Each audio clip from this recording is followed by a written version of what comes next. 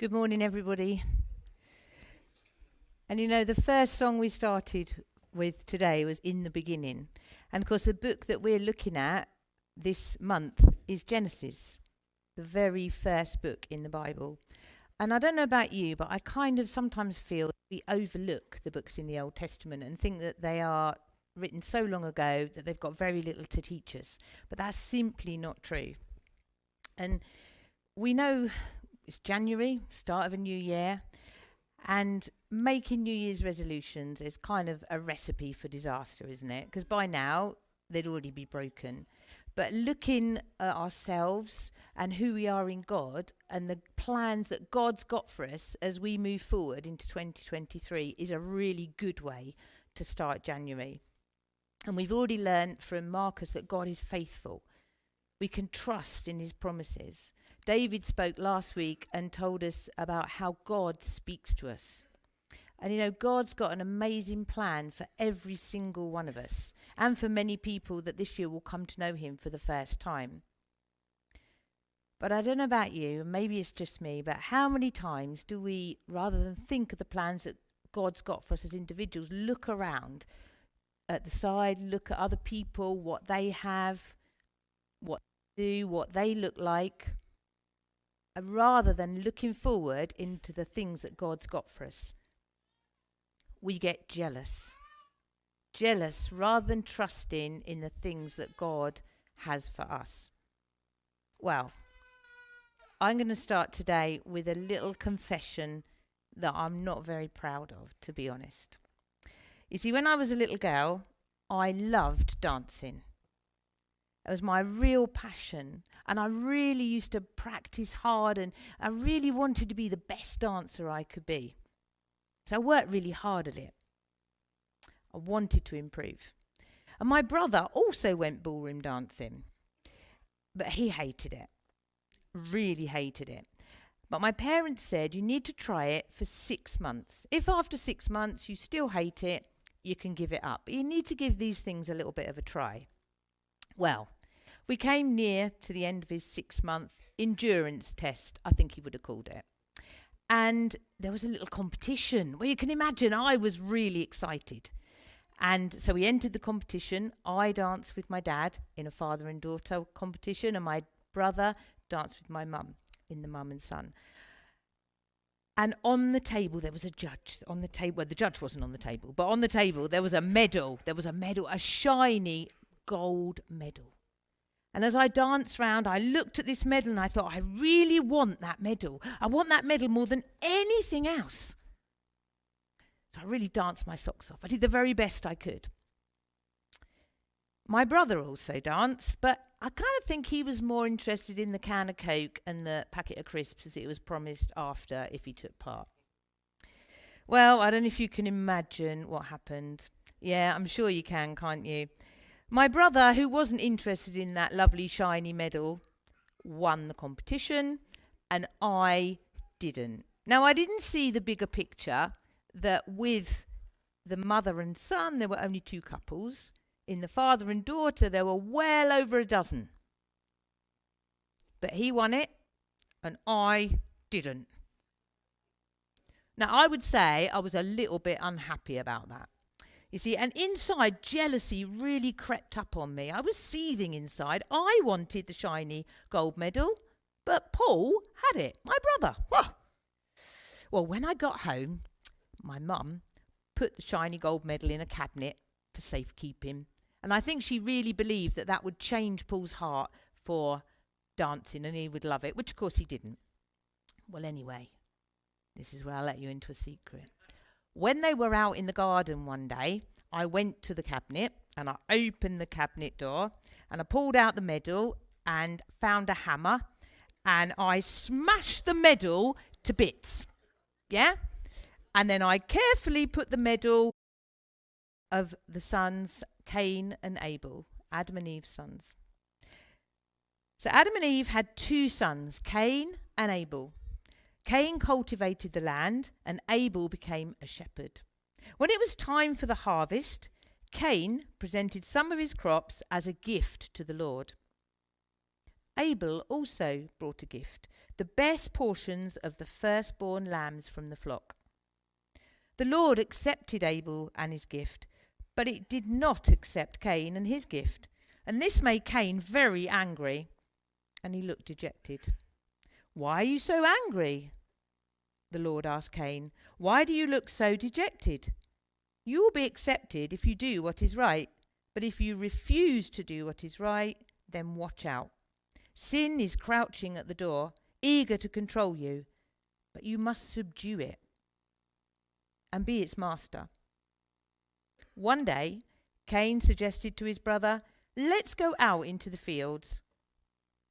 And while they were in the field, Cain attacked his brother Abel and killed him. Afterwards, the Lord asked Cain, "Where is your brother? Where is Abel?" "I don't know," Cain responded. "Am I my brother's guardian?"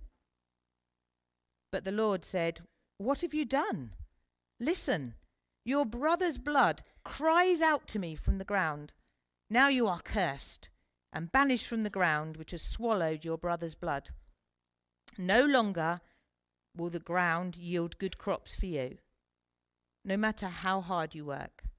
From now on, you will be a homeless wanderer on the earth." And today I feel we could spend a lot of time looking at why Cain's offering was not acceptable to God. And from the verses, it kind of seems that he didn't give the first, the best, whereas Abel obviously gave the first lamb, the best, which is what God desires. You see, in our lives, God doesn't want our leftovers. He wants the very best of us, the best that we can give. But focusing on why God was displeased misses really what these verses have got to teach us today. You see, the thing is, we always seem to want what we can't have. We always want what others have got rather than what God has given us. And Cain killed Abel when he didn't really need to, if he'd seen the bigger picture. His jealousy caused him to kill his brother. Something was irreversible and was on his conscience for the rest of his life.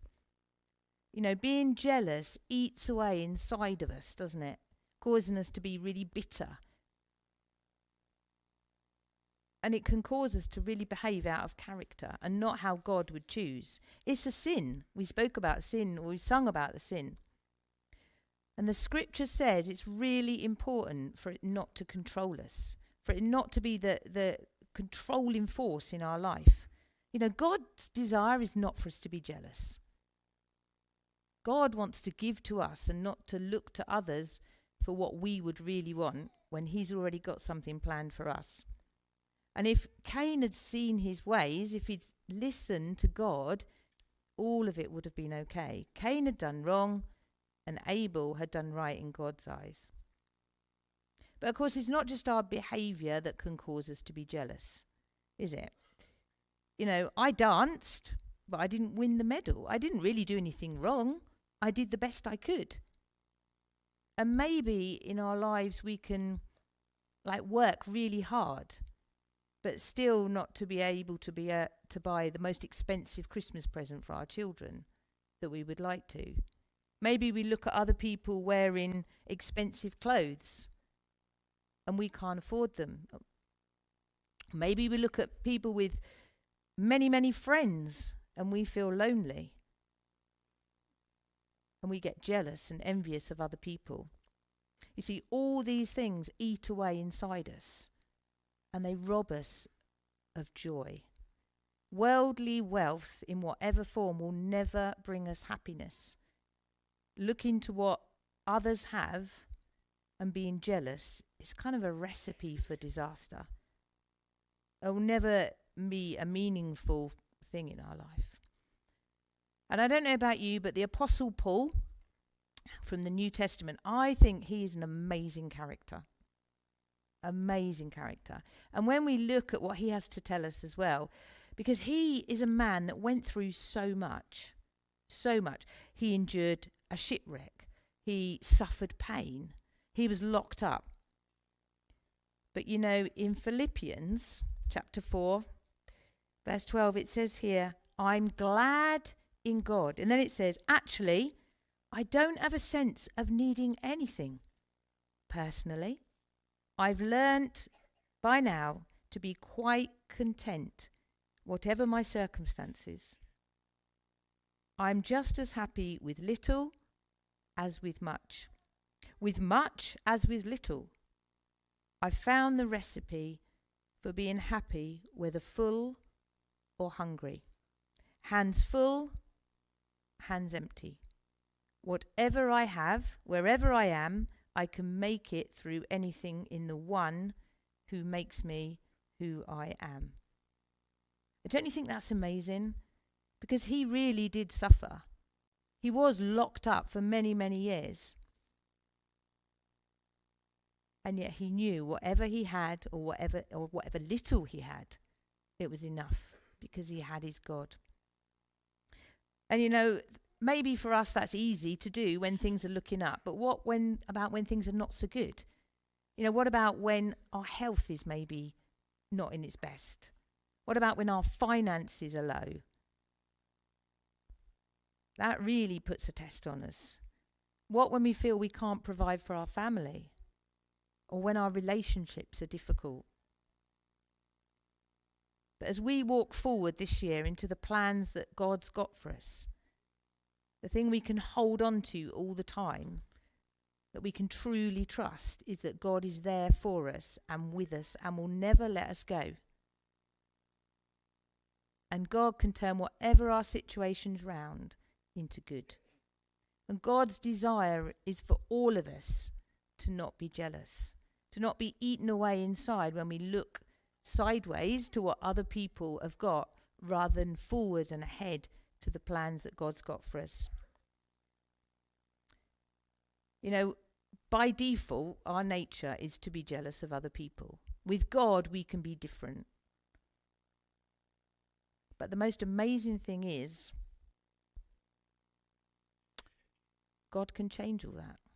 You know, before I became a Christian, I would say I was quite a jealous person. I wanted the best dance school. I wanted the biggest dance school.